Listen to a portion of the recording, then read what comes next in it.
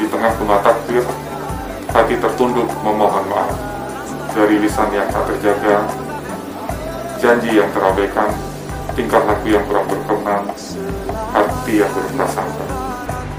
Bila kata merangkai dusta, bila langkah membekas lara, bila hati penuh prasangka, dan bila ada langkah yang menoreh luka, mohon dibukakan pintu maaf sebesar-besarnya.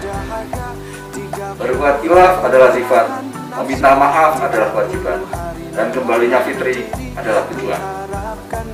Lapar, haus, dan nafsu telah ditahan selama sebulan. Kini telah datang hari kemenangan. Barang siapa yang mampu menahan diri, maka dialah yang akan kembali suci.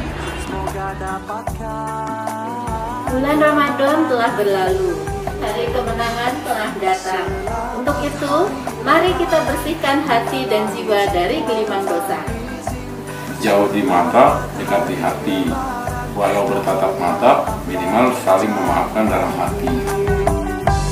Selamat Hari Lebaran. Pimpinan beserta karyawan, karyawati BNI wilayah Palembang mengucapkan Selamat Hari Raya Idul Fitri 1441 Hijriah.